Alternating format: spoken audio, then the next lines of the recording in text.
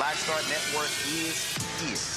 Hold no punches! I'm real revolutionary right now. Black power. Support this man, Black Media. He makes sure that our stories are told.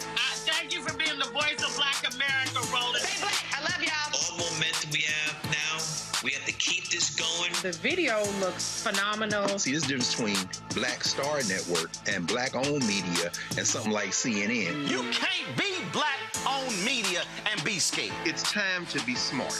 Bring your eyeballs home. You dig?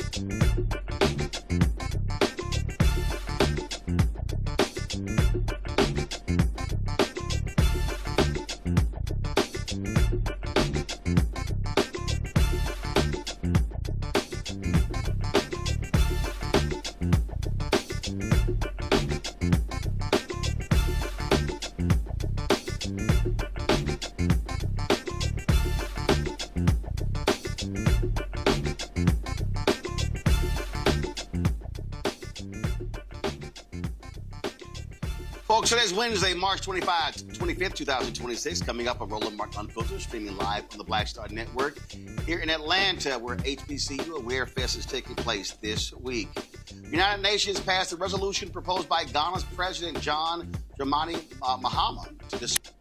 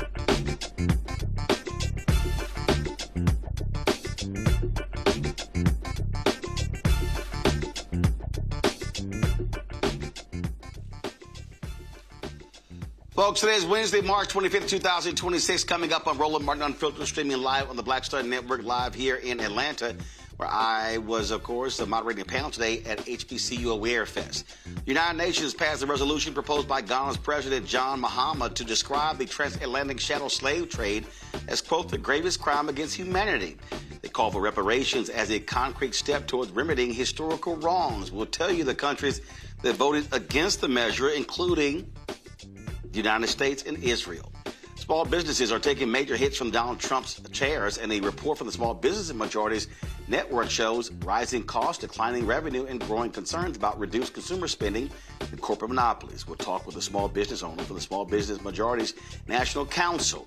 In tonight's Tech Talk, we look to tracing your roots and find your family's lineage. We'll speak with the creators of the app Ken Kofa, who wanted to make the process of finding information on your family's ancestry simple. That and more, folks. It's time to breathe the funk. I'm Roland Martin Unfiltered on the Black Star Network. Let's go. He's got it. Whatever the biz, he's on it. Whatever it is, he's got the scoop, the fact, the fine. And when it breaks, he's right on time and it's rolling. Best believe he's knowing. Putting it down from sports to news to politics. With entertainment just for kicks, he's rolling. It's on go, y'all. It's Roland Martin, yeah. Rolling with Roland now. He's funky, he's fresh, he's real, the best, you know he's Roland Martin now.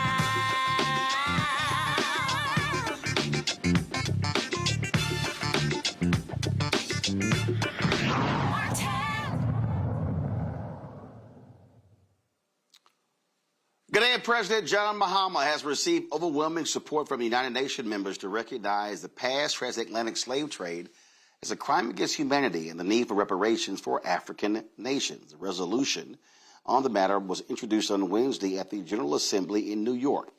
It received 123 votes in favor, 3 votes against. They were Argentina, Israel, and the United States, while 52 countries, mostly European, including the UK, Portugal, and Spain, all abstained. This is when the vote actually took place. Resolution A/80/L48 entitled Declaration of the Trafficking of Enslaved Africans and Racialized Chattel Enslavement of Africans as the Gravest Crime Against Humanity. Will all delegations confirm that their votes are accurately reflected on the screen?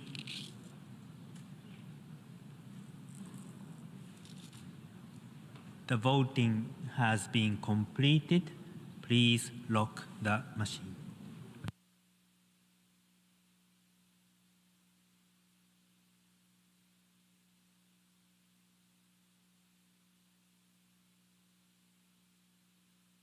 No.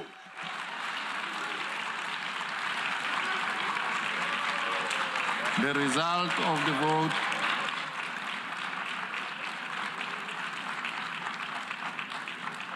The result of the vote is as follows. In favor, 123. Against, 3.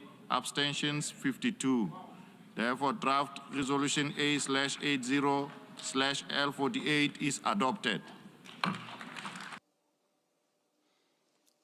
Folks, as we said, the three countries that actually voted against this resolution were the United States, Argentina, and Israel. The countries that actually abstained from the vote: Albania, Andorra, Armenia, Australia, Austria, Belgium, Bosnia-Herzegovina, Bulgaria, Cambodia, Canada, Croatia, Cyprus, Czechia, Denmark, Estonia, Fiji, Finland, France, Georgia, Germany, Greece, Hungary, Iceland, Ireland, Italy, Japan, Latvia, Liechtenstein, Lithuania, Luxembourg, Malta, Monaco, Montenegro, the Netherlands, New Zealand, North Macau, Norway, Oman, Palau, Paraguay, Poland, Portugal, Romania, San Marino, Sao Tome, Slovakia, Slovenia, Spain, Sweden, Switzerland, as well as Ukraine and the United Kingdom. They all abstained. There were 52 total abstentions, 3 against, and 122, of course, the votes that actually were for this numbered 123. Ghana's President Mahama spoke about the transatlantic slave trade earlier today. Your Excellency, Secretary General of the UN, Excellencies, permanent representatives, distinguished delegates, ladies and gentlemen, progress is made in little steps. It is the forward motion towards something better, and changes often come incrementally. Today marks the International Day of Remembrance of the victims of slavery and the transatlantic slave trade. It is a day on which we honor the memory of the approximately 13 million African men, women, and children who were enslaved over the course of several centuries. We remember them through articles, oral histories, through broadcast programs, books, music, visits to museums, monuments, and memorials such as the Ark of Return, located right here at the Visitors Plaza of the United Nations headquarters. Through these activities, we do more than remember. We document and educate. We gain greater perspective. We find the delicate balance of learning from history so that we do not repeat it while leaving our pain behind. In doing so, we begin to heal individually within our immediate communities and also within the global community. This day of remembrance did not happen by accident. In 2006, our global community gathered here, just as we have done today, and resolved to designate the 25th of March of the following year a day of remembrance. It marked significant progress. Then the following year, in 2007, we decided to make the event an annual one so that the 25th March of every year would be the International Day of Remembrance of the victims of slavery and the transatlantic slave trade. That marked an additional step in our forward motion. And so it's indeed fortuitous to be here today, 2 decades later, addressing the General Assembly on behalf of the African Group regarding the draft resolution entitled Declaration of the Trafficking of Enslaved Africans and Racialized Chattel Enslavement of Africans as the Gravest Crime Against Humanity. In September last year, at the 80th session of the General Assembly, I stood in this exact place and served notice that Ghana will move a motion to declare the transatlantic slave trade the gravest crime against humanity. This current draft resolution is a result of months of consultation and consensus building by continental bodies, nations, experts, scholars, and jurists, with the sole aim of achieving a united front and grounding the final outcome in truth, compassion, and moral conscience, remembrance, education, and dialogue. So today we come together in solemn solidarity to affirm truth and pursue a route to healing and reparative justice. The adoption of this resolution serves as a safeguard against forgetting. It also challenges the enduring scars of slavery. Madam President, let me conclude with 2 significant quotes by 2 great leaders of history, one of them white and one of them black. The former President of the United States of America, Theodore Roosevelt, said, and I quote, "With a great moral issue involved, neutrality does not serve righteousness. For to be neutral between right and wrong is to serve wrong." Again, civil rights leader Dr. Martin Luther King also reminds us, and I quote, "The arc of the moral universe is long, but it bends towards justice." We've traveled this long road, each step guided by a desire to be better and to do better. Each step bringing us closer to the kind of world we would want to leave for our children. And so delegates, on this beautiful day in March, we're called to stand on the right side of history. Let it be recorded that when history beckoned, we did what was right for the memory of the millions who suffered the indignity of the slave trade and those who continue to suffer racial discrimination. Let our vote on this resolution restore their dignity and humanity. Now, yesterday, Ghana's president did not hold back criticizing the United States and Donald Trump for their attack on Black history, Black authors, and Black books. Here in the United States, Black history courses are being removed from school curricula. Schools are being mandated to stop teaching students about the truth of slavery, segregation, and racism in American history courses. Books about those topics are being banned in schools and public libraries.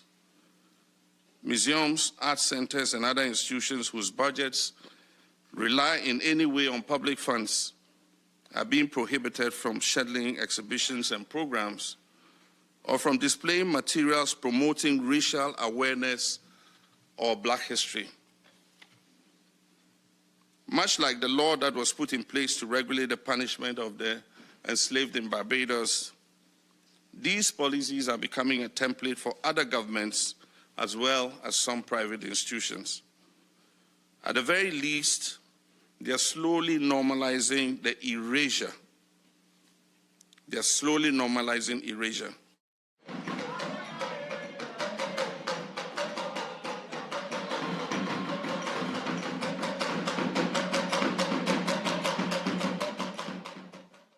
All right, folks, joining us right now, national security law and foreign relations expert Johanna LeBlanc. Glad to have you here. Johanna, break down, what does that actually mean? I mean, obviously, this is quite significant, and it's quite telling, the three countries that voted no. Well, thank you so much, Roland, for having me on. First and foremost, I think it is a great thing that President John Mahama introduced the resolution acknowledging the gravity of transatlantic slavery. However, the reality is that a resolution is just a resolution. It doesn't necessarily have any, it's not legally binding, right? And in addition to that, what it does is that it just elevates the conversation diplomatically and politically.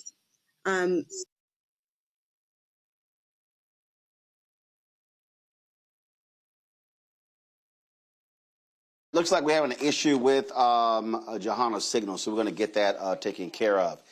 Now, folks, before today's vote by the United Nations, Ghana's president led a solemn wreath-laying ceremony at the African Burial Ground National Monument in New York City, paying tribute to the nearly 20,000 Africans who were enslaved and buried there.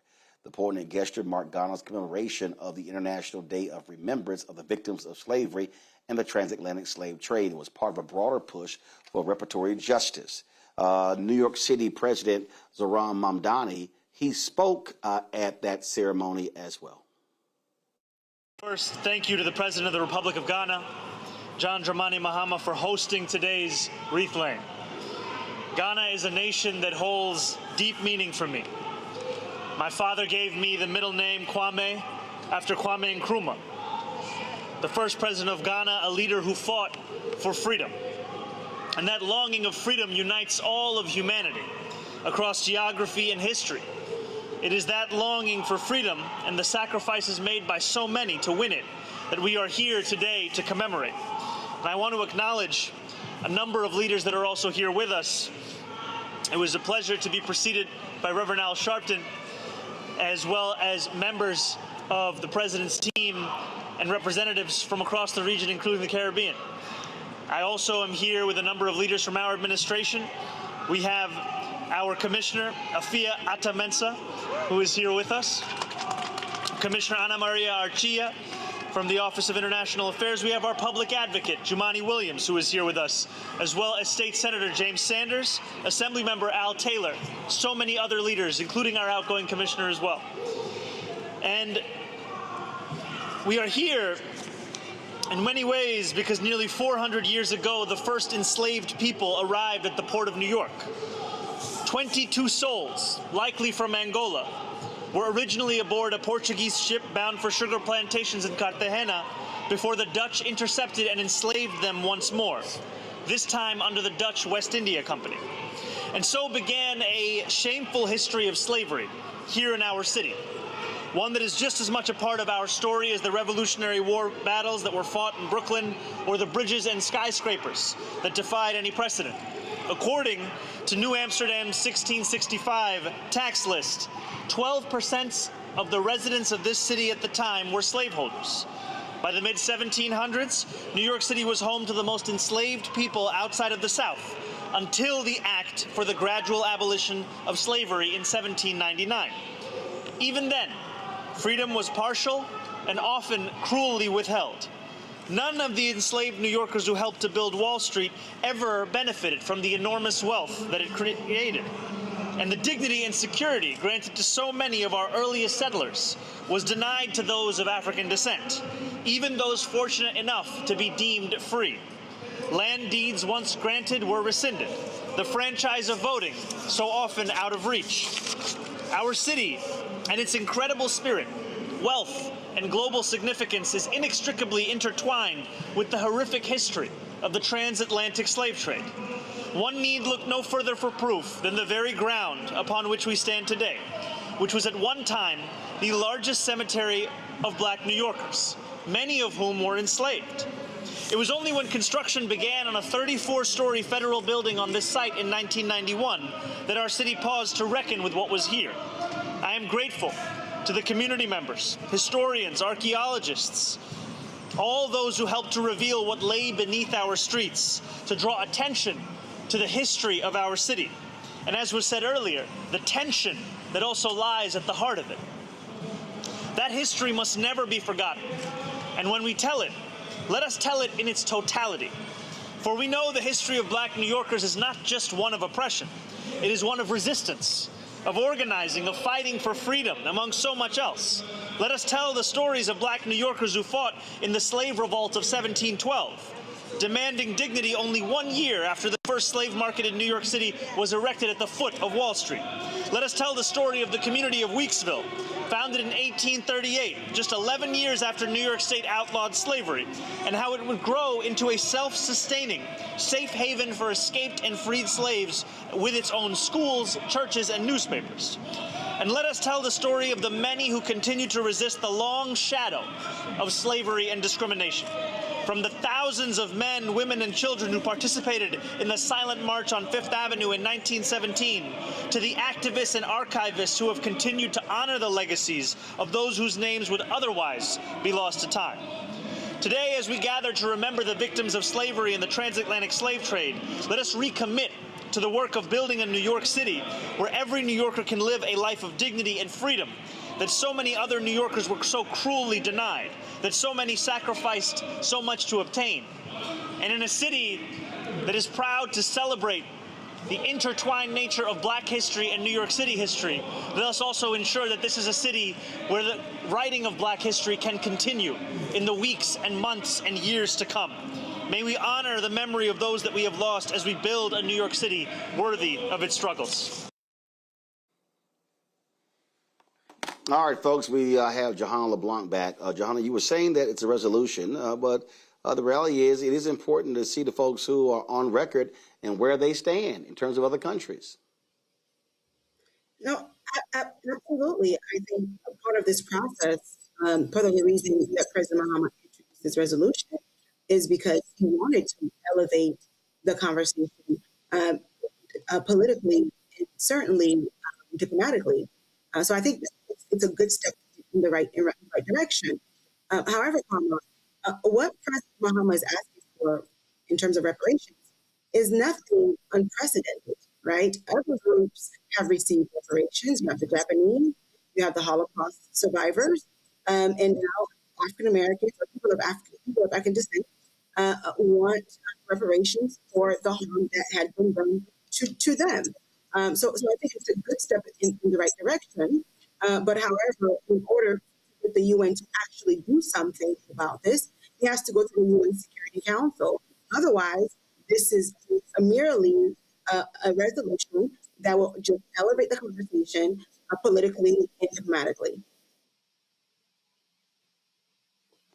Well, and we know that the United States is one of several countries that has a permanent veto on the UN Security Council, and so that stops anything from moving forward.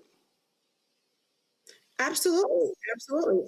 And under this administration, it was expected that the Trump administration was not going to recognize this resolution, was not going to vote in favor of it, because as we know, this administration is anti anything that it considers to be DEI or anything that it considers to be bringing back history or setting the record straight, right?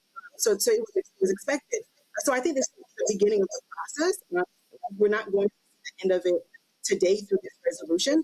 It's going to take some time.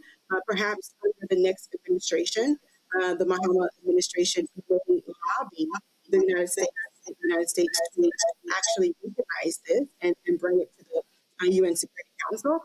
But you also have to get China, which China actually voted to recognize this, as well as Russia, right? So there are a number of other ones who are a member of the UN Security Council who actually abstain from voting, whose votes will be vital to moving this process forward.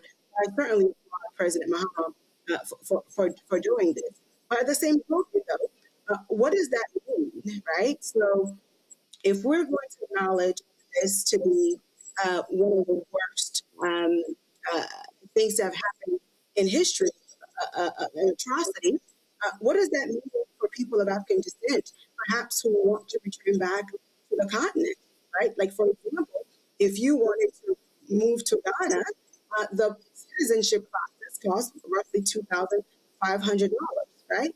Whereas if you have a Jew who would like to return back to Israel, the process is actually, in many cases, free, right? To come back home. So I think the continent, collectively, through the African Union, should have a better system in place to better accommodate people of African descent who wish perhaps return back home.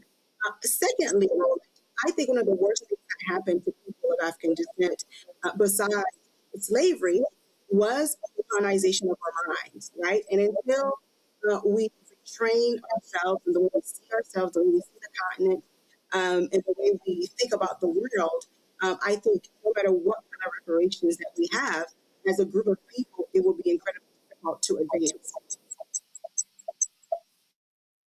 All right, Jahan LeBlanc, we certainly appreciate you joining us from Africa. Thanks a lot. Thank you so much. All right, folks, bringing to my panel, Dr. Zachary Kirk, educator and content creator from Atlanta, Rebecca Carruthers, President and CEO, Fair Election Center out of D.C., Patrick Schaefer, political philosopher and public scholar out of Chicago. Glad to have all three of you here. Zachary, I'll start with you. Listen, when you look at this here, again, does it carry weight? No. Is it a question of seeing where countries stand? Yes. Listen, you talk about Argentina, they have a serious issue with racism.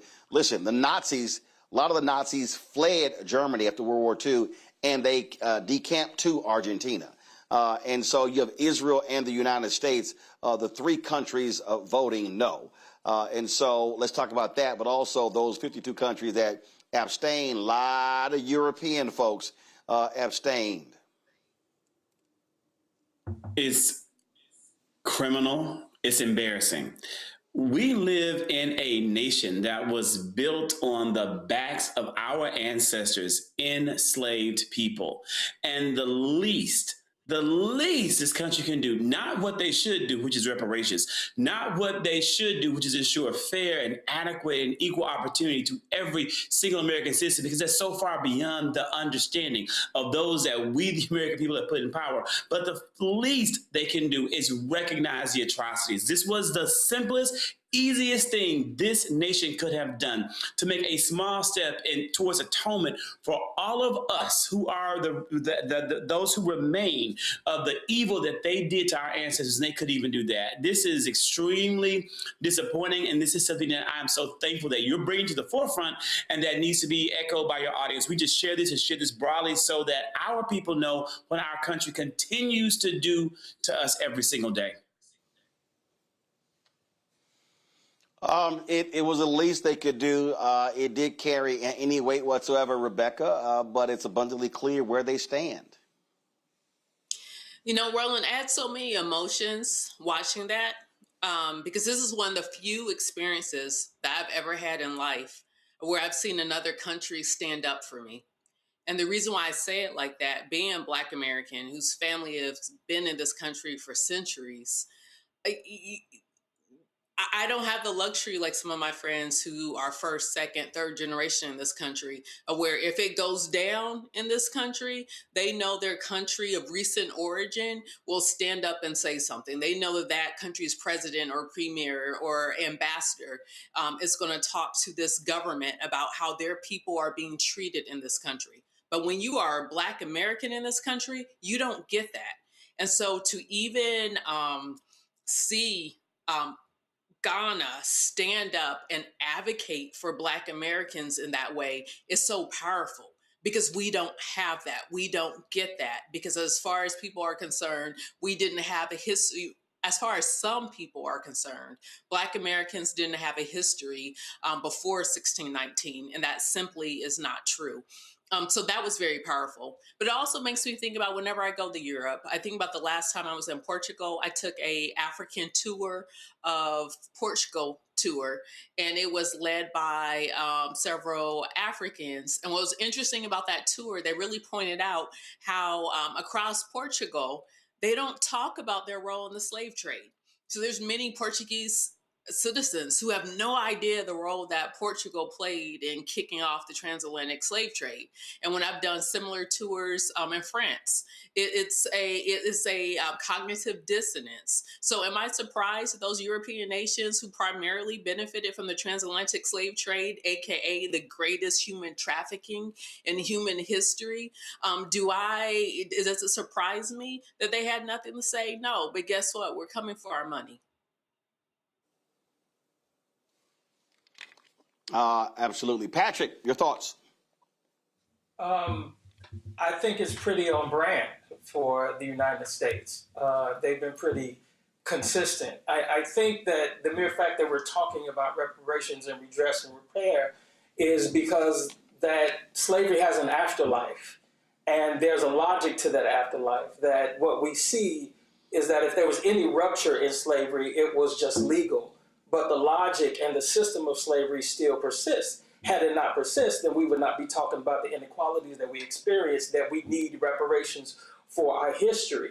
How is history behind us if the structure of that history is still present with us? And so I think that it is a great conversation, and I'm more interested in what does material justice look like within this context. Absolutely. And so we'll certainly see what is next, but we appreciate the Ghanaian president moving forth with this and getting these countries on the record. A quick break. We come back. We'll talk small businesses being impacted by these crazy economic policies of Donald Trump. Also, are we moving closer to boots being put on the ground in Iran? We'll talk about that with our panel as well. You're watching Roland Martin Unfiltered right here on the Black Star Network. With medicine and science under attack, I want to keep you and your family informed and healthy. I'm Dr. Ebony Hilton, and I knew at the age of 8 that I wanted to be a doctor. So I studied hard and became the first African-American female anesthesiologist hired at the Medical University of South Carolina since its opening in 1824. And I always say I was made into a doctor, but I was born to be a mom. And as a new mom, wife, sister, daughter, and friend, I understand how frightening a medical crisis can be. I care for individuals on some of the worst days of their lives, and it's my mission to provide you with a safe space to gain clarity on issues affecting your mind, body, and soul. I recognize that there are health disparities, particularly as it pertains to race, and I want to help bridge the gap between you and your healthcare providers. Join me every Thursday for Second Opinion on the Black Star Network, where each week I'll invite experts from various medical fields to share the latest health news. We'll discuss topics such as the vaccine debate, mental and sexual health, medical bias, infertility, menopause, andropause, nutrition, and aging. Together with my medical colleagues, we aim to provide you with a second opinion. Don't miss it, Thursdays only on the Black Star Network. I'm Ryan Wilson, CEO and co-founder of The Gathering Spot, and you're watching Roland Martin Unfiltered on the Black Star Network.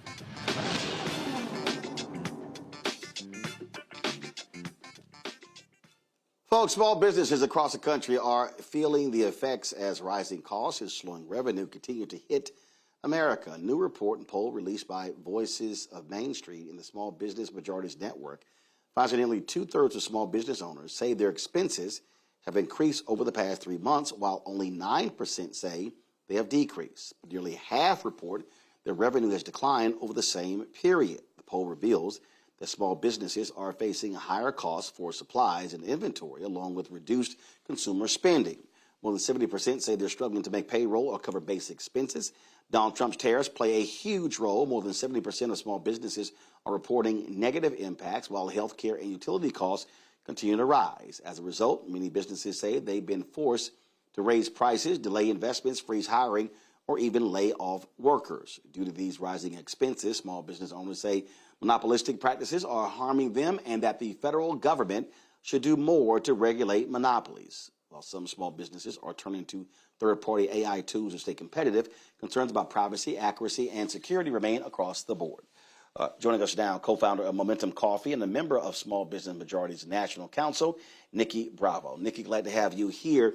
When we talk about small businesses, look, 65%, I mean, we look at this country is largely driven by small businesses. Now, let me explain. When the federal government classifies a small business in America as 499 employees or smaller. So when people think small business, they may be thinking, 8, 10, 15 people. That's not how it's categorized in this country.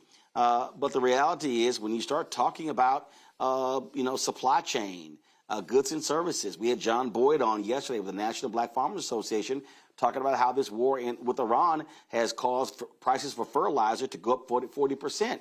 Listen, when that happens, that eats into the profits of businesses that already have low profit margins.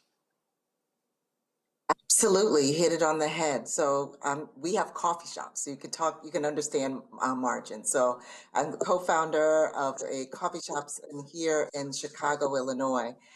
We feel the impact of all of the things that you talked about, right? And I don't know that lawmakers always understand how this impacts very quickly small businesses. So you talked about the poll from the Small Business Majority. And absolutely, as our company is feeling those same things. Looking at comparison from year over year, we're seeing lower revenues. Restaurant businesses, the first 3 months of the year, we're used to it being slow, but not this slow. And we really point to things like the tariffs, uncertainty. Uncertainty for small businesses is a killer, right? It impacts our ability to be able to purchase. It impacts our ability to be able to hire. It impacts our ability to be able to know what's going to happen next. These tariffs and what's happening in and around the world also impacts customer sentiment. And again, when people aren't feeling good, Roland, they're not spending money. So all of these types of things impact negatively these small businesses that we say are the backbone of our country. But take folks through who don't quite get this. When you're talking about, okay, you're owning a coffee shop. Just explain to people just the basic things that they don't get. I mean, we're talking, we're talking about cups and lids and all these things that people see when they walk into a store, not understanding every single one of those things, whereas packets of sugar or cream or whatever. I mean, there's a price associated with all of that. And depending upon who you order it from, you may be ordering from a country in the United States, but it could be serviced by a country that's by a company out of the country. That means that tariffs are going to be assessed on getting that good into the United States. Absolutely. So for a coffee shop, for a small business like ours, we are looking at our highest costs, our cost of our goods, and the cost of our people, right? So let's just talk about a cup of coffee. It's not just a cup of coffee. It's the cup. It's the coffee as well. It's the sugar. It is the lids. It is the stoppers. And those things are oftentimes sourced through a distributor. That distributor is sourcing it from sometimes in large quantities out of the country. So when these tariffs go up and these tariffs, and even when they go down, let me tell you, those prices stay up. There's a saying, up like a rocket, down like a feather. We don't get to see those prices go down. And so what happens for a cup of coffee that was $3.50, you see it go up to $3.75. You see it go up to $4. Because ultimately, Roland, what we have to do in order to stay in business is pass those costs along to the consumer in order for us to have the margins, right?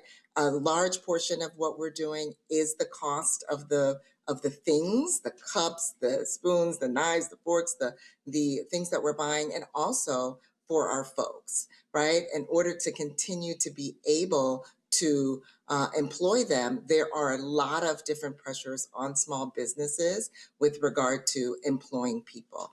And that's what you don't see. You walk in, we say, welcome to Momentum Coffee. And behind the scenes, we're juggling a lot. And it's getting more and more difficult.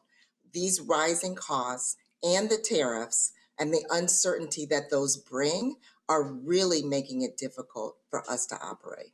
We, Roland, in 2025, closed 2 of our locations. We started during in 2020, right? But we found that last year was one of our most difficult years, and then going into the beginning of this year, it being as difficult as well because of those rising costs.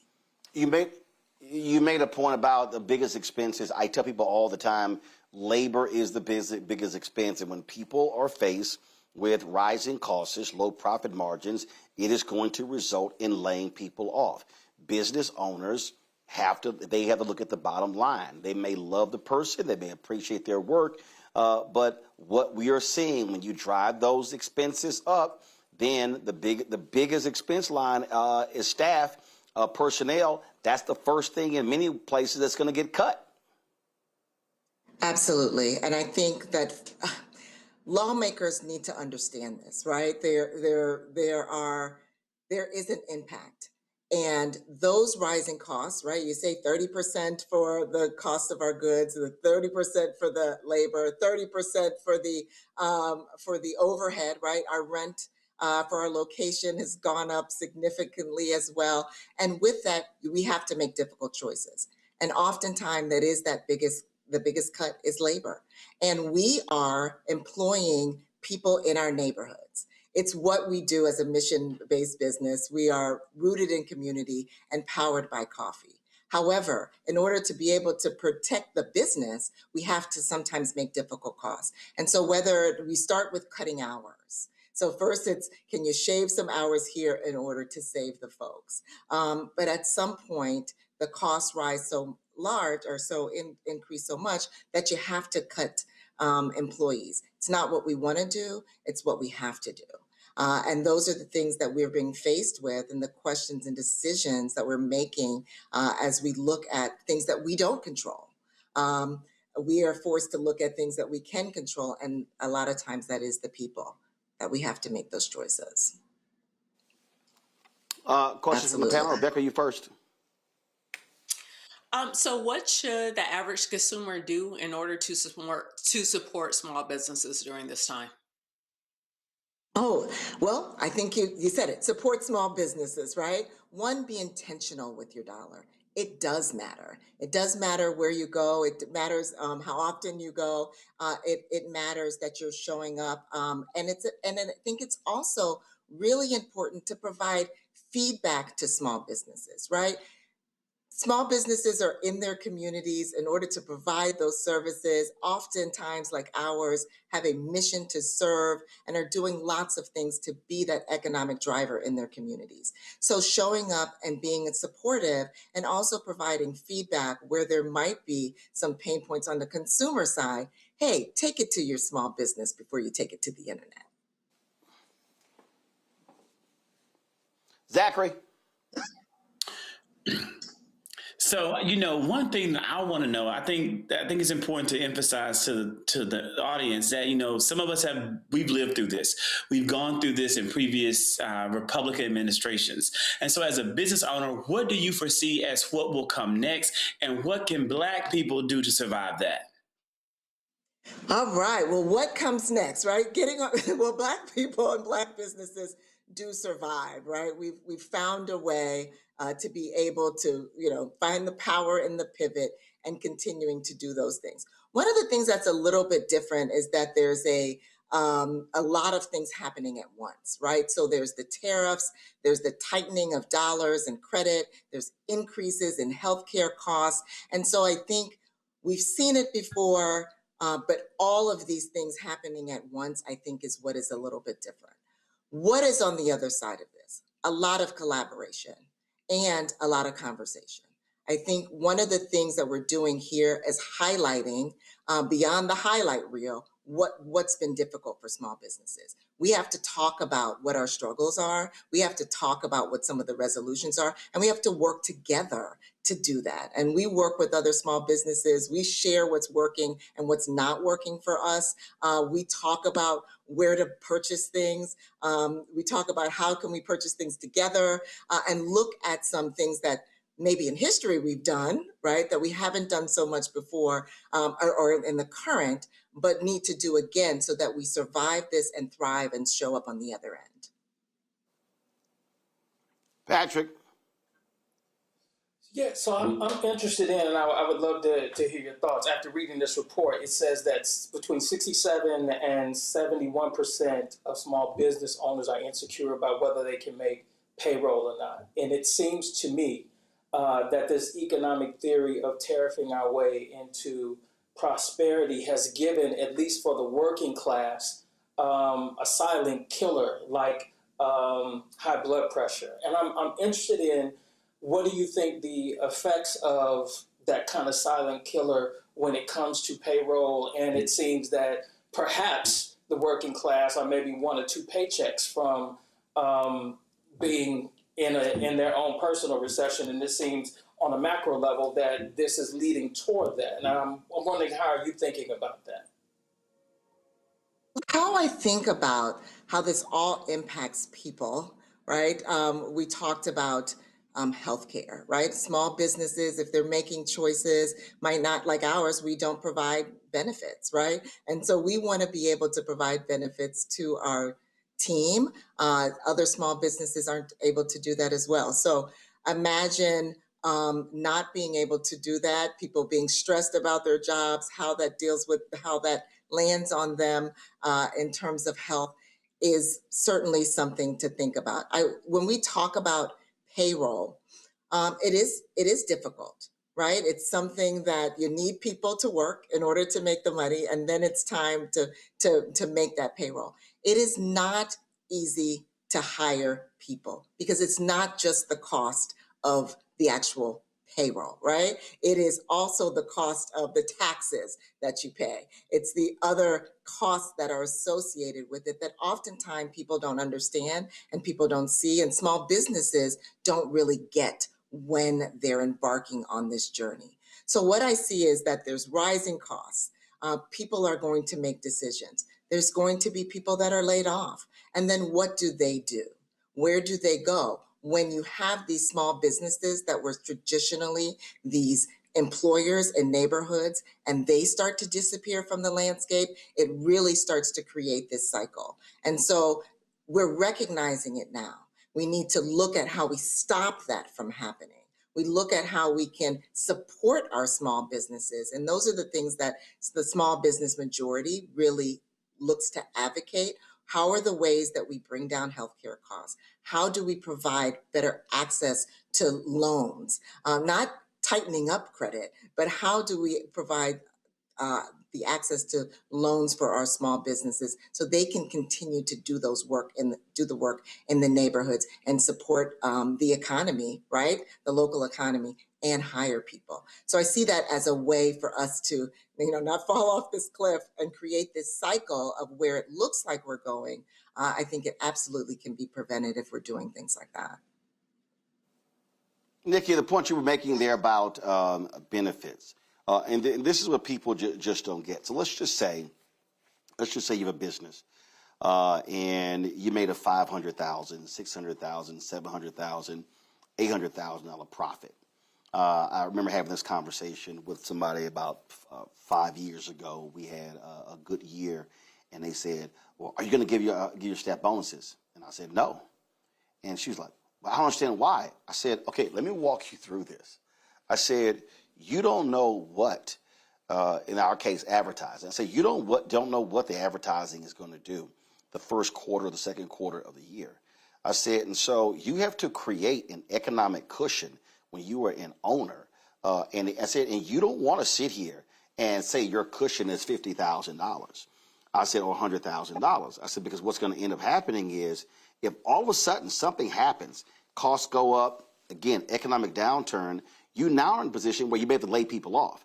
I said I would rather have an economic cushion of $500,000. So if my monthly expenses are $150,000, this is 5 years ago, my monthly expenses were, let's say, $125,000. I've now put myself in a position that, barring if everything just dropped out, you can operate for 4, almost 5 months without any new revenue coming in. And so when you start talking about benefits, people have to recognize if you're now doubling the cost. So if your labor cost, let's just say your labor cost is, annually, your labor cost is $1 million. When you start talking about benefits, you might as well add another $1 million onto that for benefits. And that's what people don't understand. So folk go, well, I don't get it. I need benefits. And I'm like, I get it. I understand you need benefits. Small business owners say this every day. We know you want benefits, but there's a cost to benefits. There's a cost to health care and dental and things along those lines that people don't necessarily think about when you're not an owner. Right. And you're right. They don't think about it. They're seeing it from their lens, and we understand that. But it's important for us to, because we have to look at those numbers so that we're here to hire people. And I want to make another point. One of the things is these costs continue to go up. What it does is it impacts our ability and our decision making around who we can hire. What happens for us, Roland, is that, again, we want to be in communities and under-resourced communities, meaning that we want to hire from those communities. We want to work with people and train them. What does that translate to? That we're teaching, that they're untested. When you have to make different decisions about hiring, you're less likely to take risks on the unknown.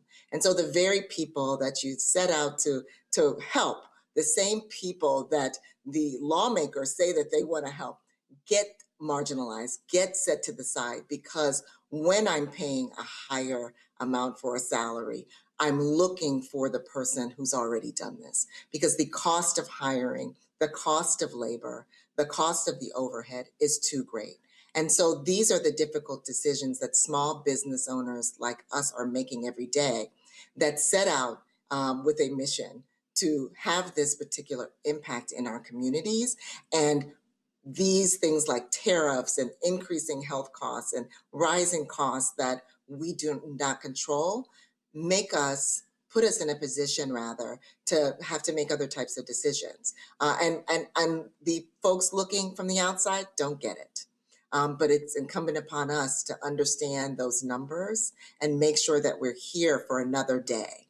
It looks like coffee. It looks like it's just coffee. It looks like it should be simple. However, there's all these components to businesses like ours that come into play that require us to really keep our finger on the pulse of what's happening across the landscape of the lawmakers and the tariffs, because it impacts our business each and every time we hear something like that. And you say the best. The goal is to be here to live another day. All right, Nikki, we appreciate it. Thanks a lot. All right. Well, thank you so much for having me. I appreciate and for the panel, for the questions. Folks, coming up next, Donald Trump looks like he wants to put boots on the ground in Iran. Looks like the war with Iran could very well be escalating. We'll break that thing down next right here on Roland Martin Unfiltered. On the Black Star Network, support the work that we do. Join our Bring the Funk fan club. The goal is simple: to get 20,000 of our fans contributing on average $50 each a year. That's $4.19 a month, 13 cents a day.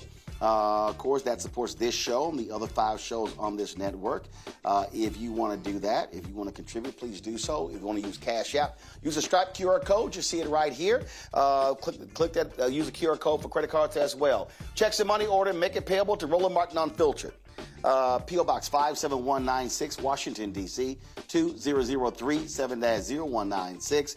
PayPal's R. Martin Unfiltered, Venmo RM Unfiltered, Zelle, Roland at RolandSMartin.com, Roland at RolandMartinUnfiltered.com. We'll be right back. A decade of love, joy, and power. Black Voters Matter is 10 years old, and we are just getting started. This is love with a purpose. This is Black joy in motion. This is unstoppable power. Across campuses, neighborhoods, and back roads. Let's go! We show up not just to vote, but to be seen, to be heard, to belong. We ride together, we organize together. We remind each other that our voices matter, because they always have. Black Voters Matter is about more than ballots. It's about housing and healthcare, clean water and living wages, education, reproductive freedom, and dignity. It's about turning pain into action, turning belief into movement, turning community into power. We don't wait to be invited. We bring the energy. We bring the love. We bring the people. Because when Black communities come together, we don't just survive, we thrive. This is how change happens. This is how history moves.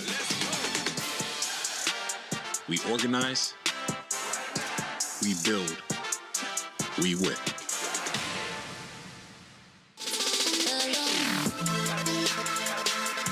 Hey y'all, welcome to The Other Side of Change, only on the Black Star Network and hosted by myself, Bria Baker, and my good sis, Jamira Burley. We are just two millennial women tackling everything at the intersection of politics, gender, and pop culture.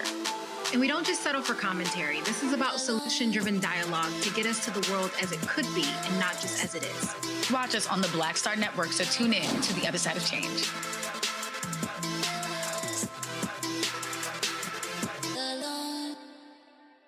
With medicine and science under attack, I want to keep you and your family informed and healthy.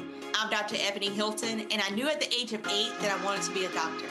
So I studied hard and became the first African-American female anesthesiologist hired at the Medical University of South Carolina since its opening in 1824.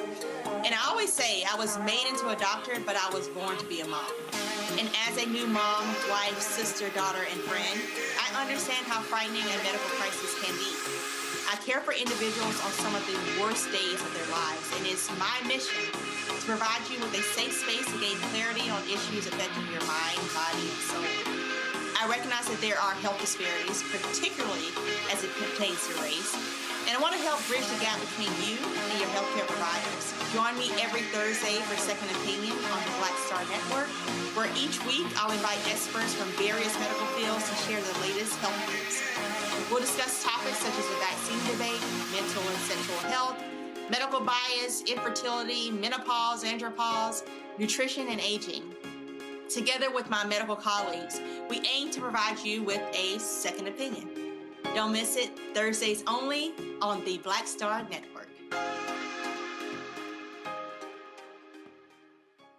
Hey everybody, I'm T.D. Jakes, and I want to encourage you to watch Roland Martin Unfiltered. It'll blow your mind.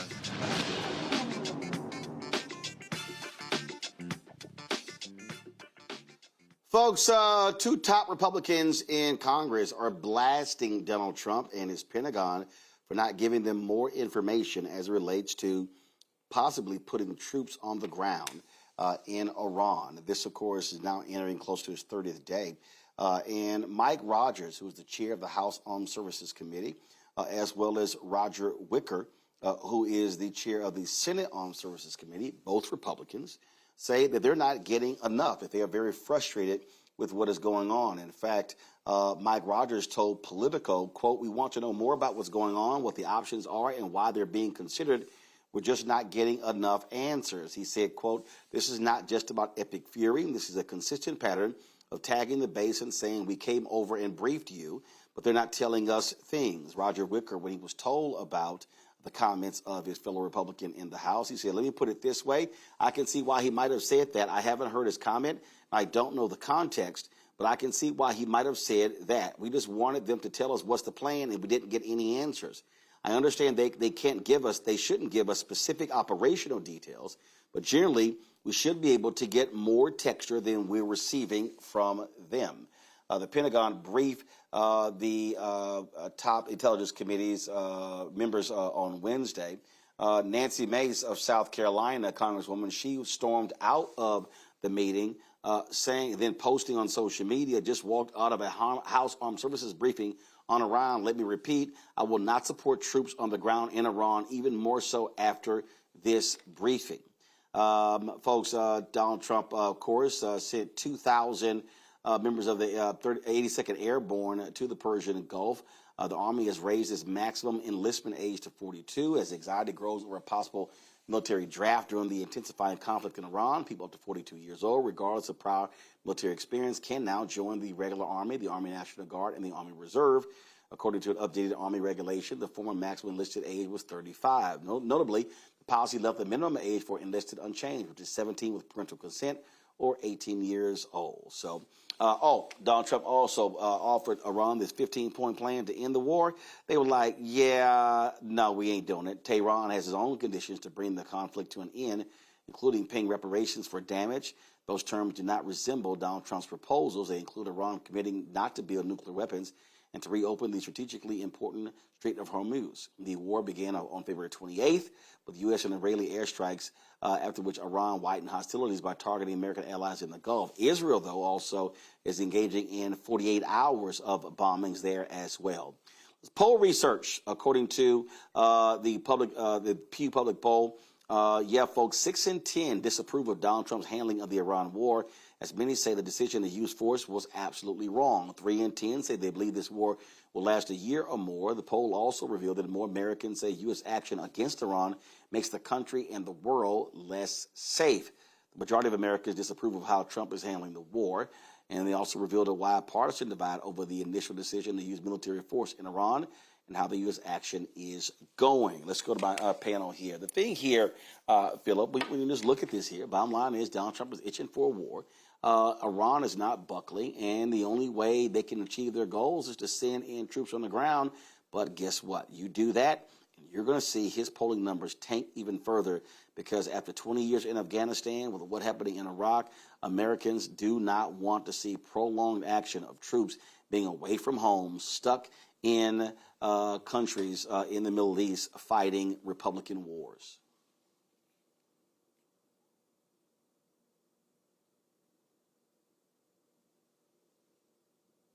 Actually, I'm going to go to Rebecca first.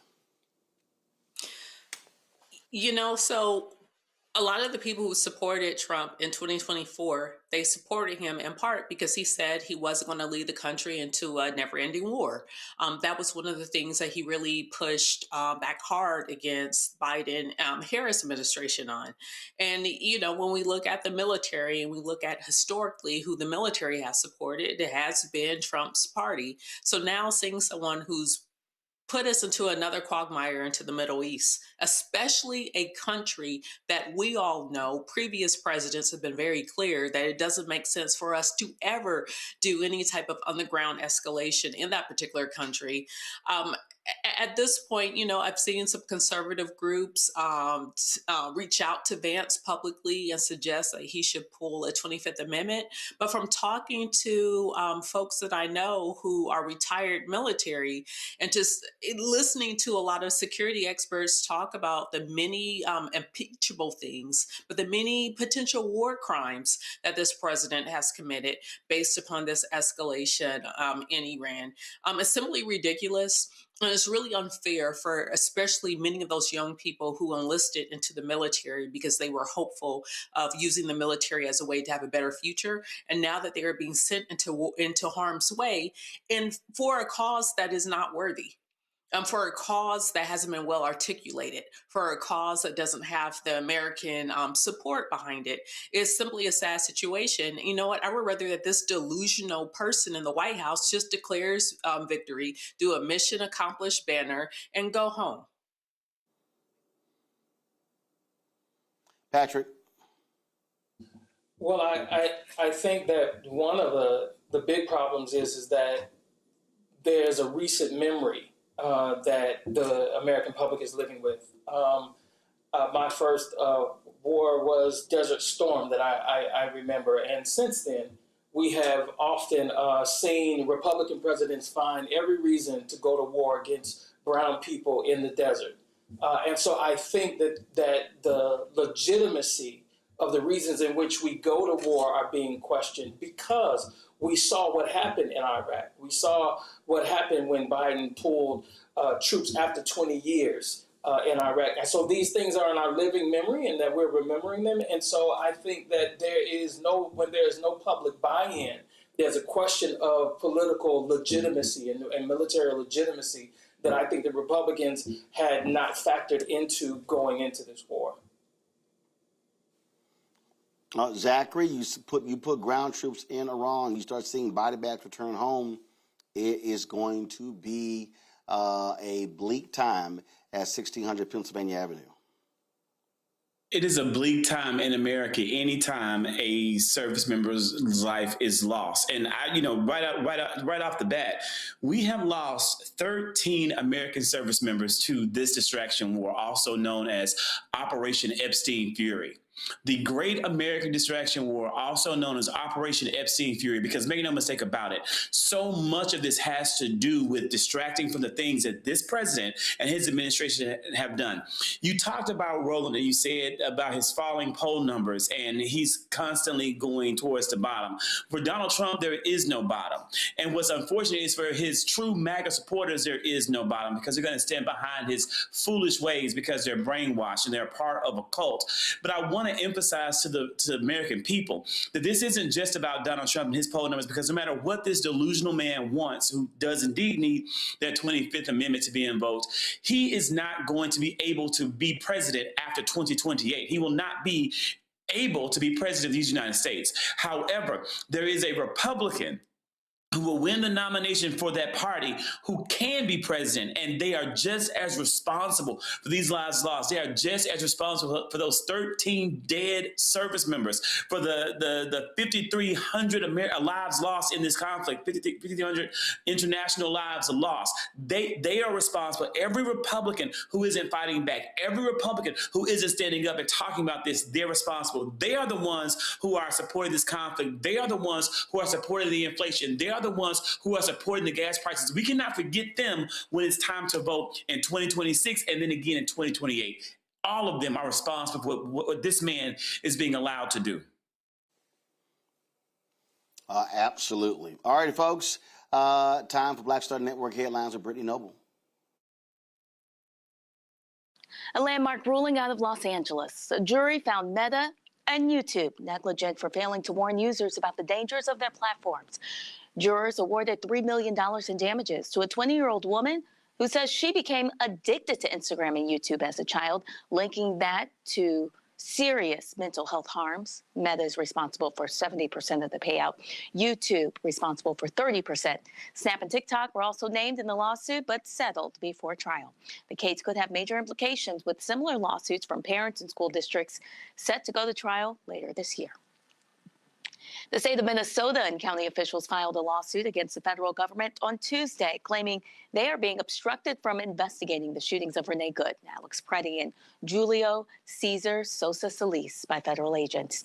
The lawsuit filed in the U.S. District Court for the District of Columbia involves Minnesota Attorney General Keith Ellison, Hennepin County District Attorney Mary Mority, and Bureau of Criminal Apprehension Superintendent Drew Evans. They all allege that the Department of Justice and the Department of Homeland Security have denied state investigators access to crucial evidence needed for their inquiry into the three shootings. The lawsuit specifically names the Justice's Department, the DHS, Attorney General Pam Bondi, and former DHS Secretary Kristi Noem, who oversaw an immigration crackdown in Minnesota that happened earlier this year.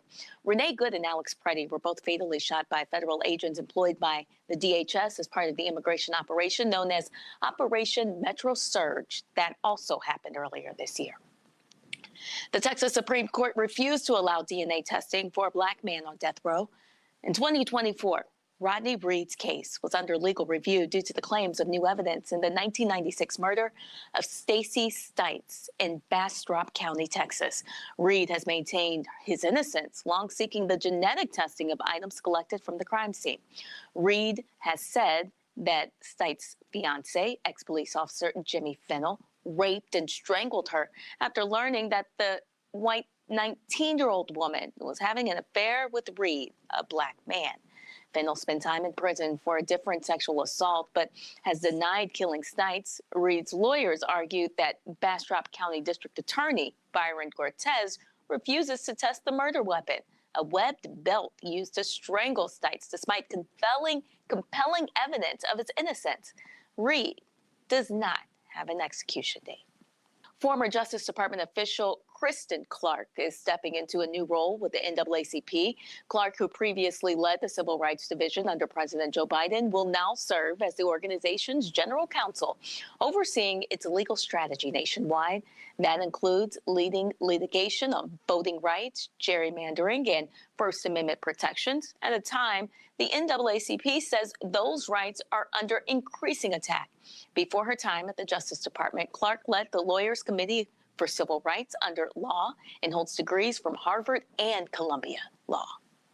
Well, the city of New Orleans has placed liens on the state's first black church, First African Baptist Church, located on 3rd Street.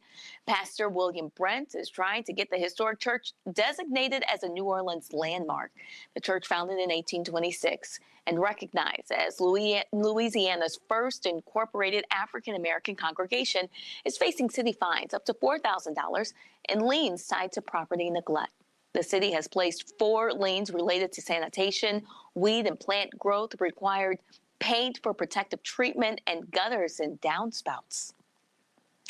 Well, slutty vegan owner Pinky Cole says a creditor seized one of her Georgia homes. Cole rushed to a bankruptcy court after she claimed a creditor seized and locked the doors of her 6-bedroom, 4-bathroom investment home in Loganville. Cole says her lawyer tried to contact Guardian to explain that their actions were improper because the bankruptcy filing had paused any collection efforts.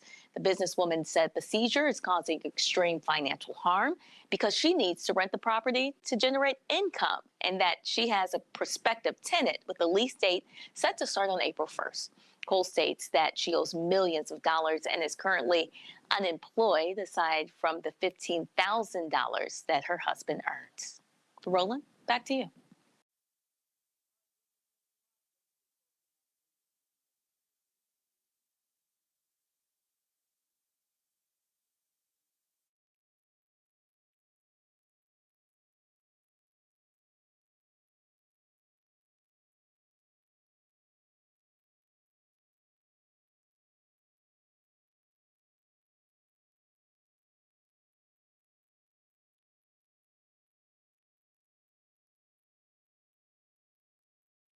Control room, you got me now? All right, cool. All right, so slightly issue with our DJI, but we got it straight. All right, folks, don't forget to catch the breakdown with Brittany Noble every single day, noon Eastern, right here on the Black Star Network. Again, the breakdown with Brittany Noble every day, Monday through Friday, noon Eastern, right here on the Black Star Network. All right, when we come back, our Shop BlackStarNetwork.com Marketplace segment right here on Roland Martin Unfiltered on the Black Star Network.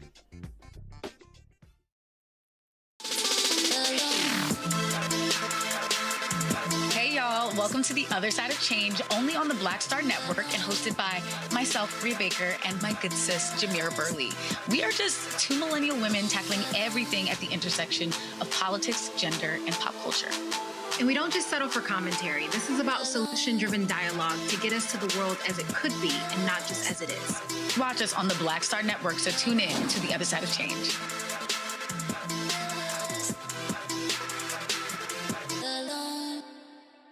On a next, A Balanced Life with me, Dr. Jackie, a relationship that we have to have. We're often afraid of it and don't like to talk about it. That's right, we're talking about our relationship with money. And here's the thing, our relationship with money oftentimes determines whether we have it or not. Balancing your relationship with your pocketbook, that's next on A Balanced Life with me, Dr. Jackie, here at Black Star Network. Pull up a chair, take your seat. The Black Tape with me, Dr. Greg Carr, here on the Black Star Network. Every week, we'll take a deeper dive into the world we're living in. Join the conversation only on the Black Star Network. A decade of love, joy, and power.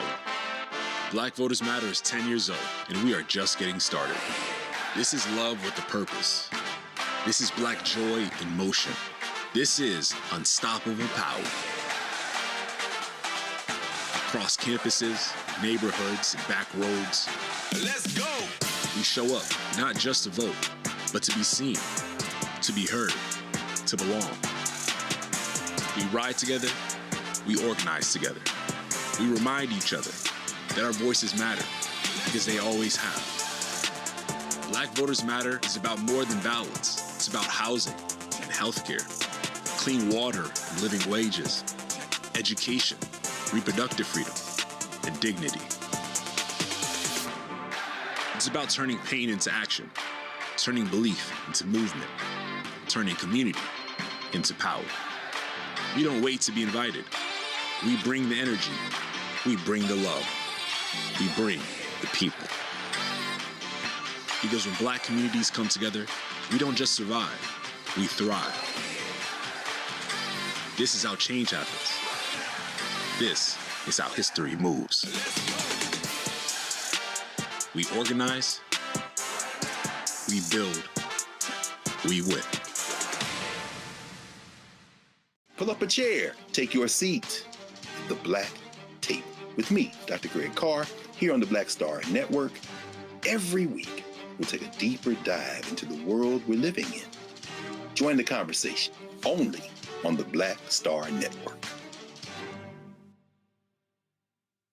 I'm Brittany Noble, Midwest-born, HBCU educated with experience in newsrooms across the country. Well, I've teamed up with Roland Martin to bring to you The Breakdown. This isn't just news. It's our stories, our voice, our community. Join me for The Breakdown, Monday through Friday at midday, only on the Black Star Network.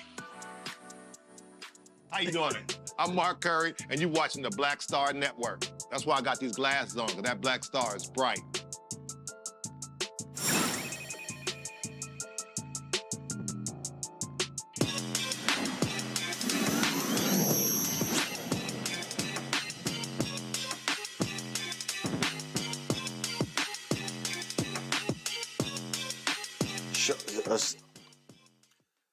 Folks, if you're looking to trace your roots, Kenkofa is the perfect app for you. It utilizes historical records, including public cemetery and land records, personal family archives, and oral histories.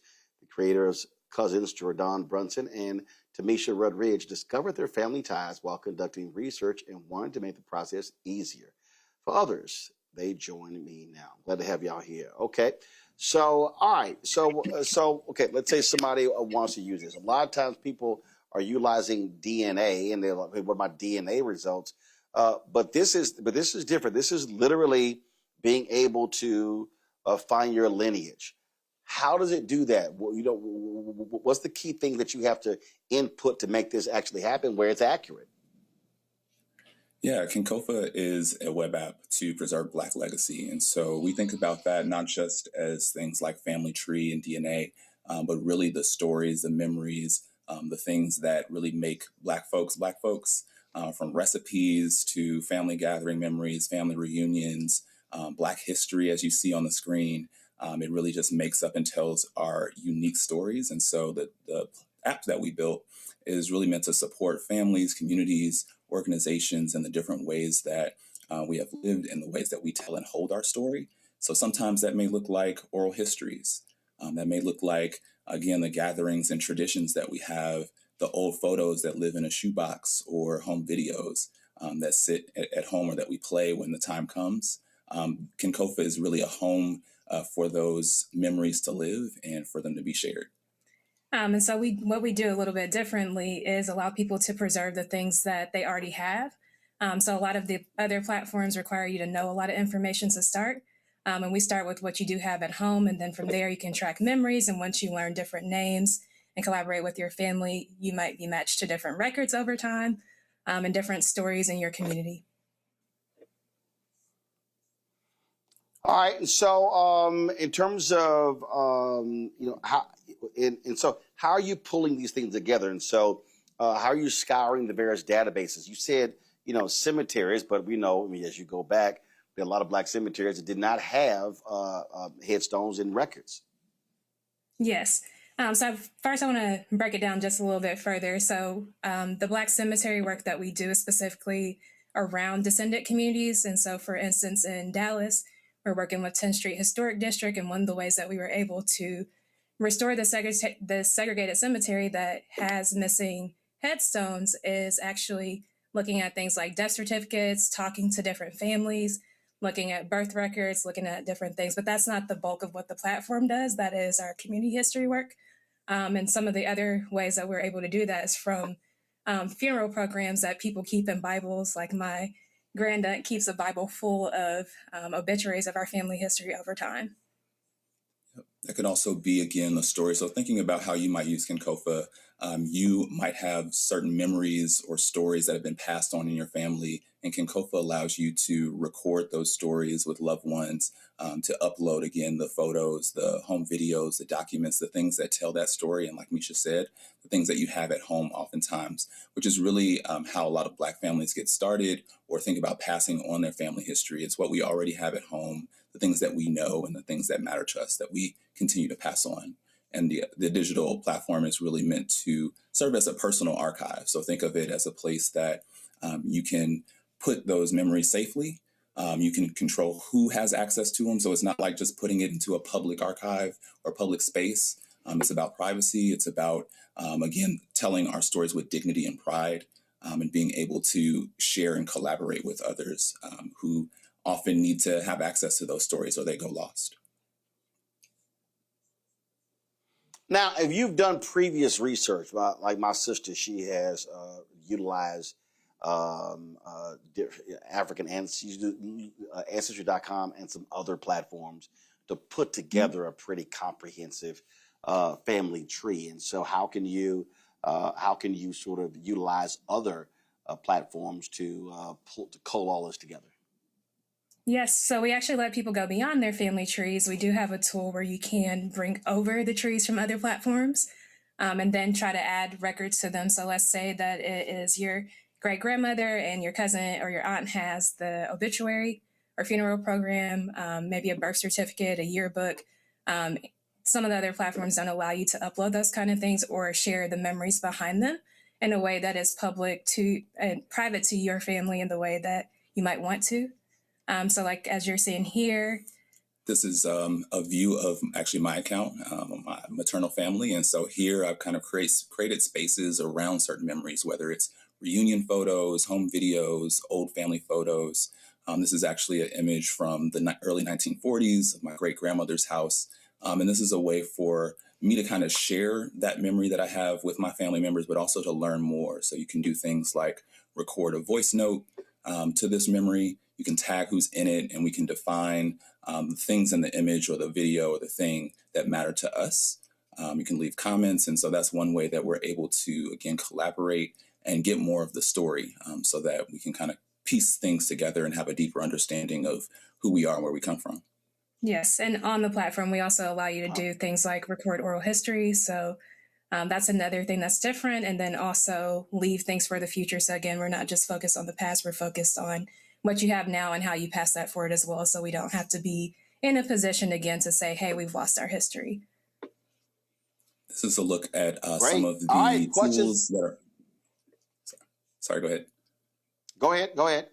No, go ahead. This is just a look at some of the tools that we have on Kinkofa. And so we mentioned oral history recording. There's an app called Rememory, which allows you to use different prompt decks to help you get the conversation started and record so that, again, those stories don't go lost, but they could also be easeful in how we tell them. They have different topics from things like foodways and recipes to growing up, holiday traditions, and they're really a way for us to think about how can we get these memories out that sometimes aren't easy to tell and have a process and a place to put them. There's many more of these mini apps coming. Sorry, go ahead. All right, questions from the panel. Rebecca, you first. Okay, so this is really cool. Have you all connected with some of the historically Black towns? Like, for instance, my family has a historic Black town. It's a freedmen's colony. We have a museum, but we haven't really digitized a lot of the assets and a lot of the things. Like, we have records of my great-great-great-grandfather's last bill of sale during slavery. We have birth certificates. We have weddings, documents. But can you speak about that aspect of it? Yes, so that's something, a big project we're working on right now. So for the last few years here in Dallas, we have been preserving the story of 10th Street Historic District, the largest freedmen town in the nation. That's still intact. And one of the things that we've done with that community is record the elders, digitize family archives, and just records that we can find from different libraries and cultural heritage organizations that are nearby. And what we've done with that one is actually put it in the Library of Congress. And so for the last few years, we've been working through that. And on April 1st, we're launching a digital museum for it. We've also done some work with Africatown. We live in Oklahoma, so we know about all the Black towns there. And the same with Texas. I'm from Texas, so I'm very, very excited to work with and connect with more freedmen's towns over time. It's an hour 15 just south of Dallas. All right. So I'm very excited about this. Likewise, definitely let's stay connected. All right, Zachary.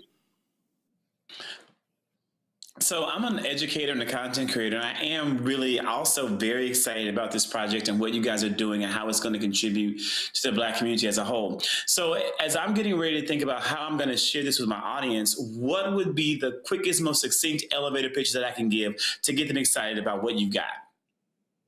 Yes, so Kinkofa is an app for preserving Black legacy. It's the easiest way to say it. We allow you to upload your family memories, record oral histories, and collaborate with your family to keep things in the family.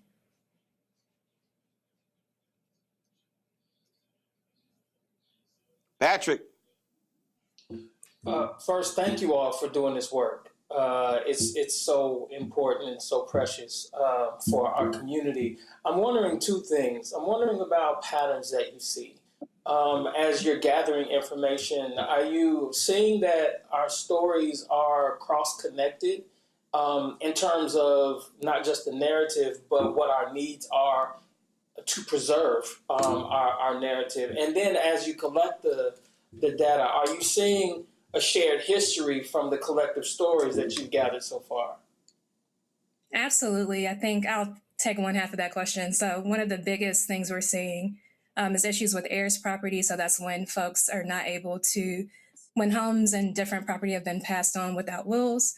And we've seen people not be able to access resources to keep the historic home in the house and end up losing it. It gets deemed as a public nuisance and then tore down.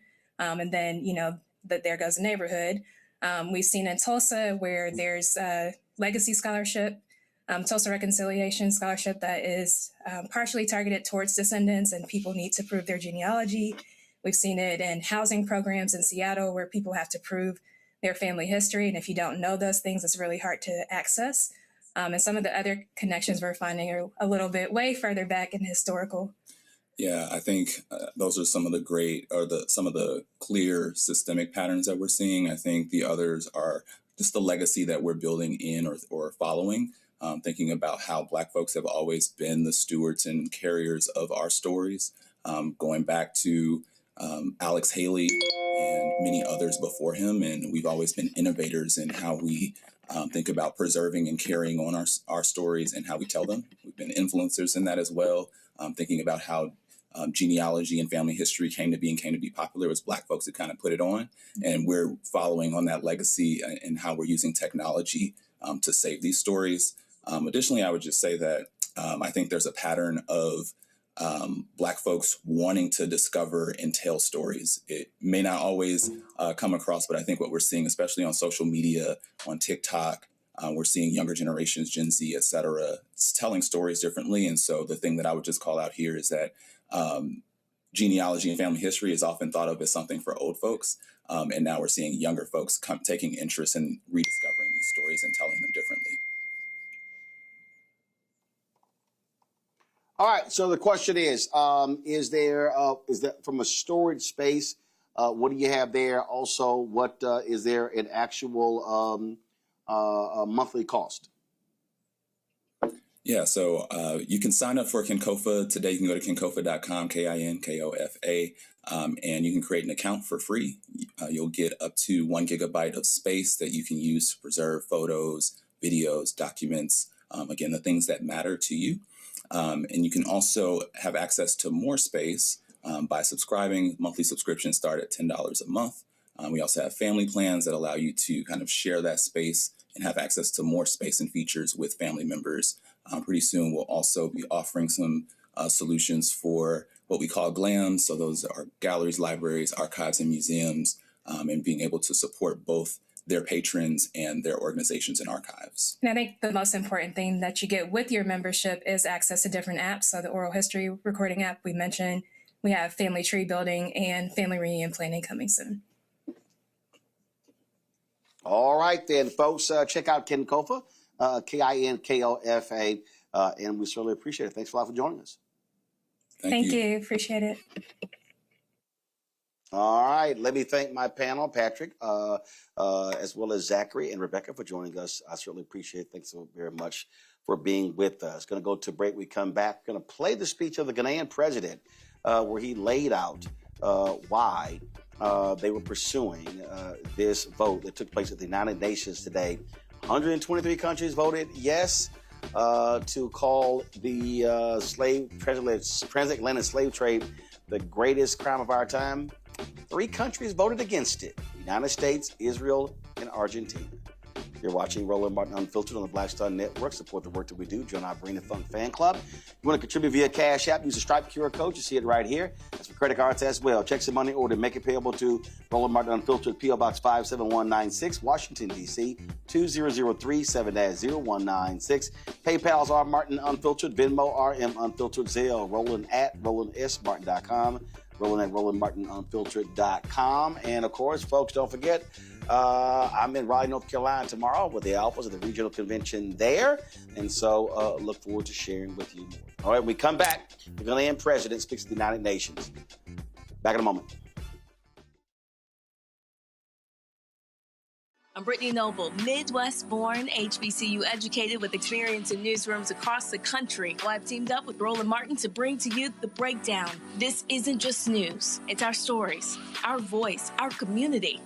Join me for The Breakdown, Monday through Friday at midday, only on the Black Star Network.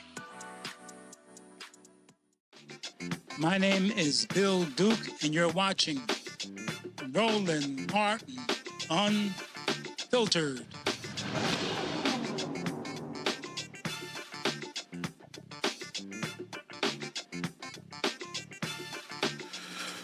Truth begins with language, with the power that words hold to shape consciousness and to shift perspectives to propel an action or other. I therefore offer this truth as a starting point. There's no such thing as a slave. There were human beings who were trafficked and then enslaved by people who believed they could own those human beings as chattels, as their personal property. Some will hear this and think I'm splitting hairs. Isn't that the same thing, they might ask? No, it's not. Not at all the same thing. Not if you acknowledge an individual's humanity. Not if you respect an individual's basic right to dignity. The entire transatlantic slave trade was designed to deny African people their humanity. And that denial was premised on a racial hierarchy with no basis in fact or science, a racial hierarchy that deemed whiteness superior and blackness inferior. The atrocities that were committed against enslaved Africans, the myriads of injustice that were born of slavery and carried forward into successive social framework, took place specifically because those persons were considered objects, not human beings. So when discussing slavery and its resulting institutions and practices, we must always start by reclaiming racial equality, the dignity of Africans, the humanity of our ancestors who were enslaved, and as a matter of course, our own humanity. Recently, someone asked me to explain the importance of the resolution on the declaration of the trafficking of enslaved Africans and racialized chattel enslavement of Africans as a grievous crime against humanity. And I responded without pause or hesitation, and I'd like to share what I told him. This resolution allows us as a global community to collectively bear witness to the plight of about more than 12.5 million men, women, and children whose homes, communities, names, families, hopes, dreams, futures, and lives were stolen from them over the course of 400 years. I speak these words today not only for Ghana, but also in solidarity with the rest of Africa, the Caribbean, Latin America, and the wider diaspora, and indeed all people of good conscience throughout the world. This resolution is a pathway to healing and reparative justice. This resolution is a safeguard against forgetting. Your Excellencies, ladies and gentlemen, violence begins with language. When words are weaponized or to codify abuse, when people are called out of their names, regardless of their state of dress, when slaves were captured, they were always stripped of their clothing while being kept in the dungeons of the fortresses that had been built on the African coast by the European traders. They were forced with their limbs chained and shackled into the hold of cargo ships. They remained naked, packed like sardines during the month-long journey through the Middle Passage. Not all those who were loaded onto the ships survived the voyage. A number of the ships sank with their entire human cargo. Others who fell sick were thrown overboard. And a few who preferred death to captivity voluntarily jumped overboard. It is believed that 10 to 20% of enslaved people died in the Middle Passage. Whenever a ship arrived at its destination, the enslaved people, still naked, were taken to the market where they were inspected and appraised like livestock.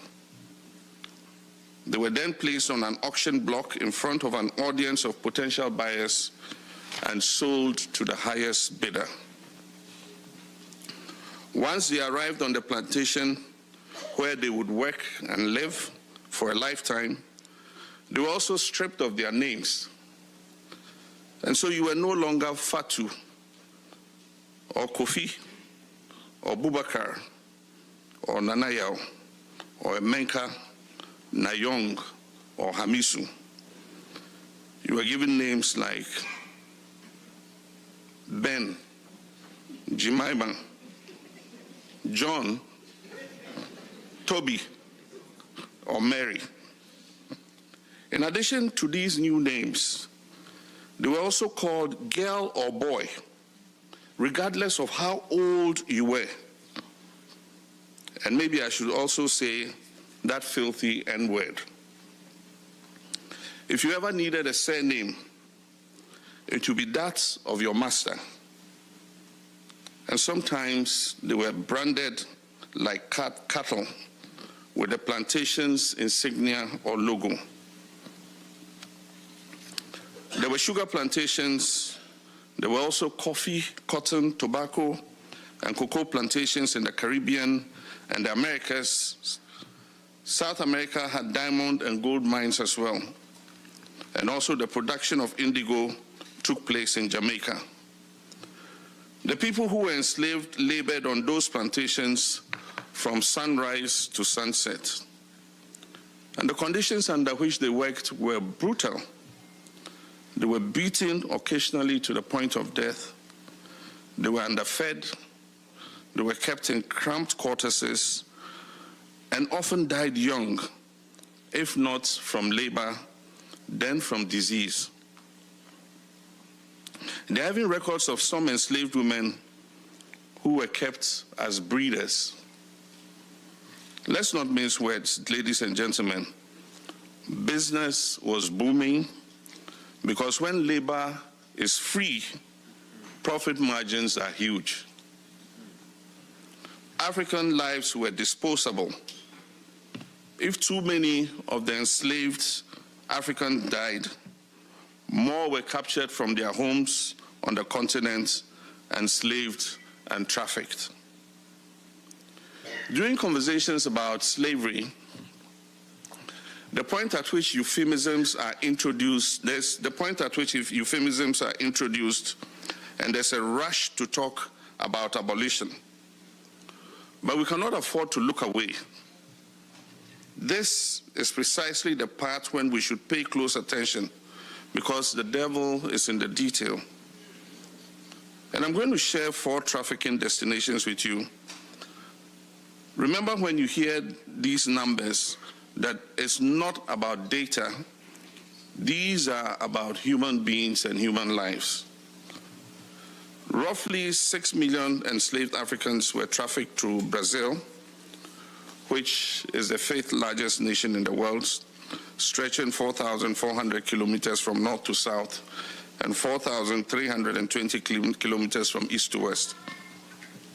Almost 2 million enslaved Africans were trafficked to Jamaica, which was the most profitable of all sugar-producing locations. Jamaica is 235 kilometers long and between 34 and 84 kilometers wide, depending on which point you are located. About 500,000 enslaved Africans were trafficked to America from the early 17th century, when the first ship arrived, to the 19th century, when chattel slavery was eventually abolished. America grew from 3 colonies to an independent nation with 36 states. Over 450,000 enslaved Africans were trafficked to Barbados, an island that is 34 kilometers wide and 34 kilometers long and 23 kilometers wide. Before the trafficking of enslaved Africans, plantation labor in Barbados came from white indentured servants who were usually Irish. There were 2 major problems with indentured servants. One was that they eventually had to be granted their freedom. And the other was that if they ran away, catching them proved challenging because they blended in, they were white. In 1661, Barbados enacted a code for the enslaved. And in the preamble, it said, Negroes are described as, and I quote, a heathenish, brutish, and uncertain, dangerous kind of people, quotations closed. It goes on to explain that this is why there must be a set of laws detailing how they should be punished. Clause 2 of the same code details what to do if any Negro man or woman shall offer any violence to any Christian, as by striking or the like. And it goes on to say that if it is a first offense, the Negro should be severely whipped by the constable. However, if it's the Negro's second offense, he shall be severely whipped, his nose slit, and be burned in the face. The code gave owners and overseers the ability to torture, maim, and even kill enslaved Africans with impunity. And it became something of a template for the rest of the Anglo-Atlantic world. In 1662, a year after Barbados enacted this code, a legal doctrine was established to set judicial precedent in the American colony of Virginia. It was titled Partus Sequitur Ventrum, for those of you who understand Latin, which translates from Latin as, what is born follows the womb. This legal framework ensured that all children born of enslaved women would also automatically be enslaved regardless of who the father was. And it is important to note that many enslaved women were impregnated because they were raped by the plantation owners or their overseers. But what this law did even in cases where a baby was not the product of rape, was to strip the child of its paternity in the eyes of the law. That child, as an enslaved person, was property that could be given or sold at its owner's whim. The doctrine was adopted throughout the Americas, including in Brazil. People will sometimes try to put a disclaimer on slavery by insisting that you cannot use the social norms of today to judge the actions and events that took place in the past. Well, such people are loud and wrong.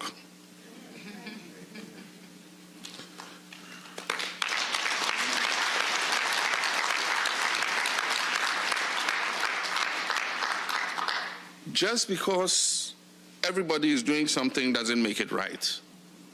Slavery is wrong now, and it was wrong then.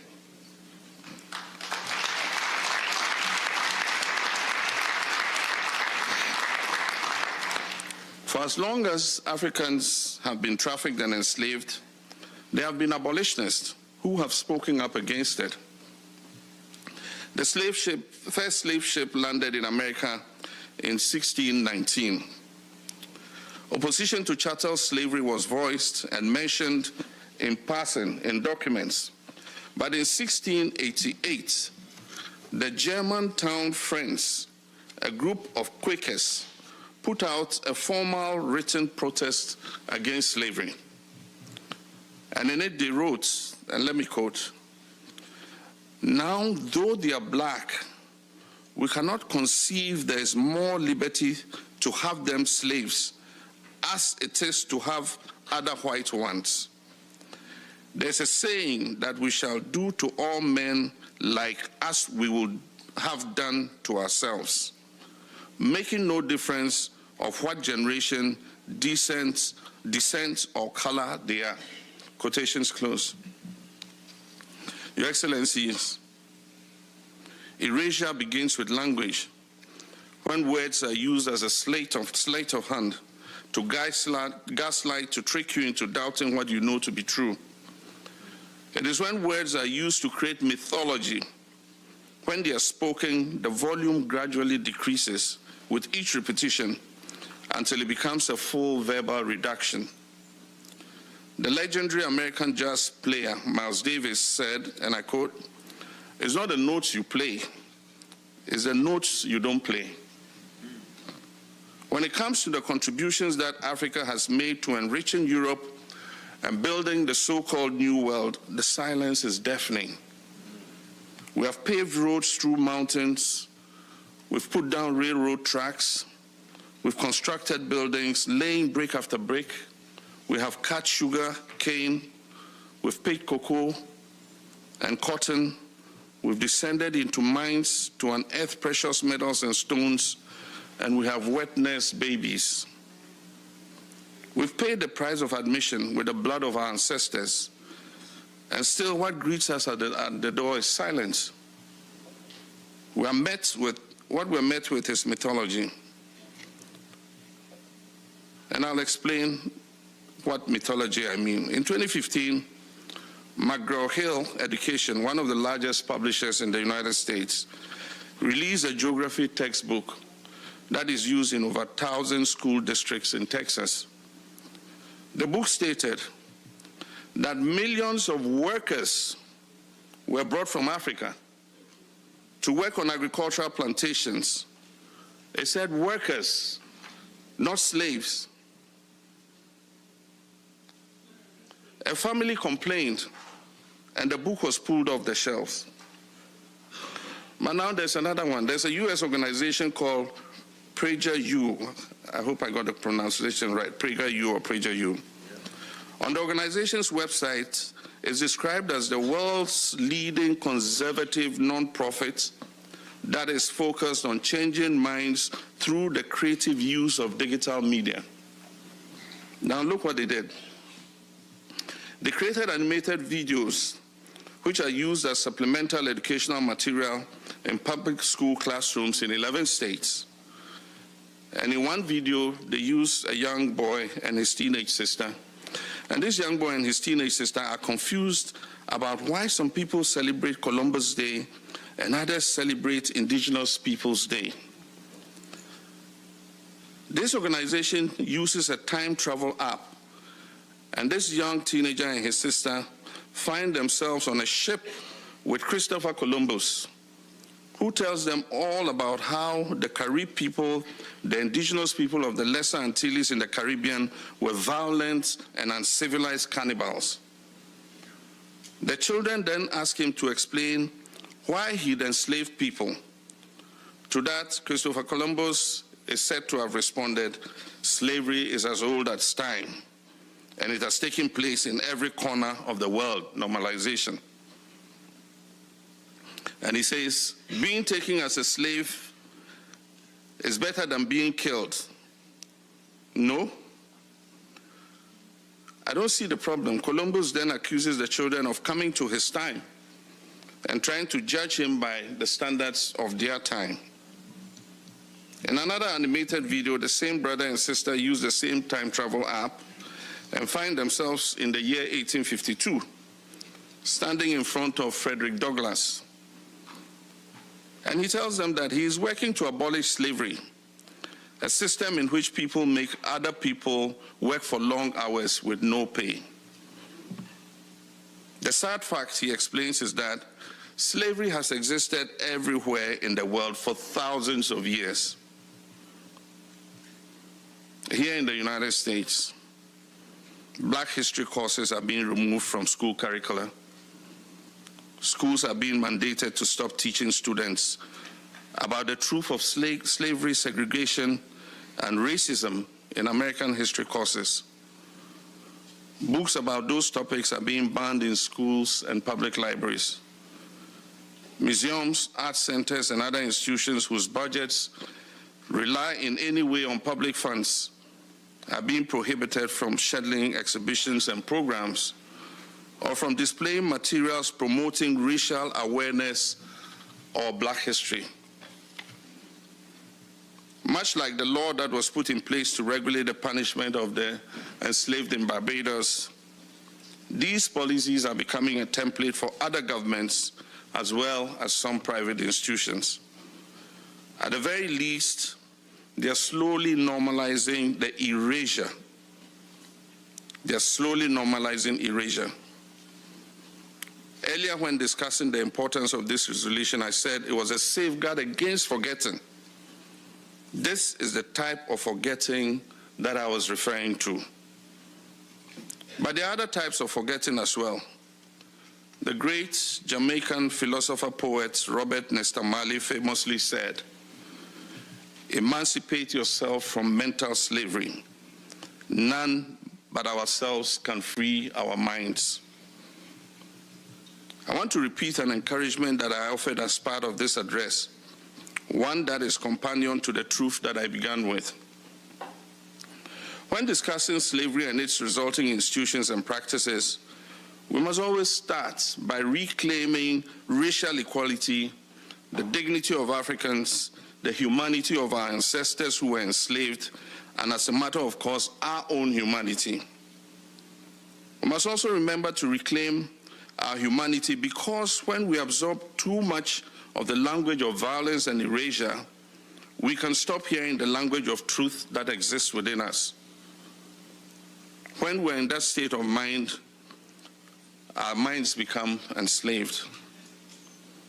In his book, the Guyanese writer Walter Rodney quotes a Dutch traveler's first impressions upon visiting the Nigerian city of Benin. He says the towns seemed very great. When you enter into it, you go into a great broad street.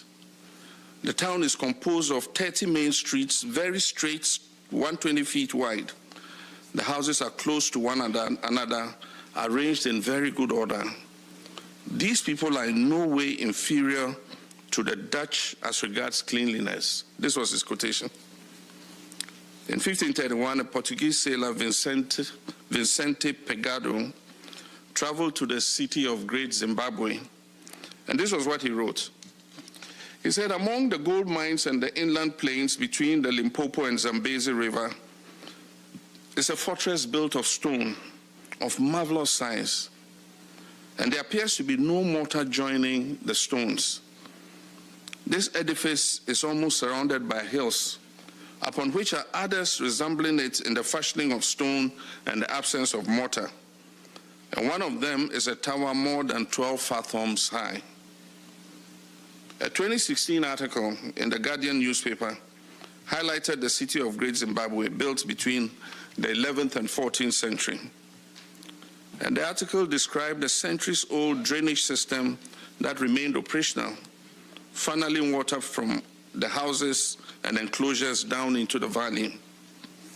And the article also disclosed how, in the 19th century, European visitors to this abandoned medieval city in Great Zimbabwe refused to believe that indigenous Africans could have built such an extensive network of monuments. Here's the thing. The greatness that is within us will always outweigh the injustices that have been visited against us.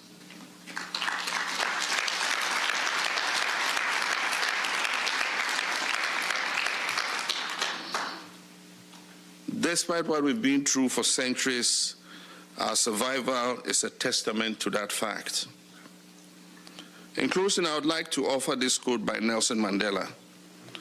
And he says, our human compassion binds us the one to the other, not in pity or patronizing, but as human beings who have learned how to turn our common suffering into hope for the future. Truth begins with language.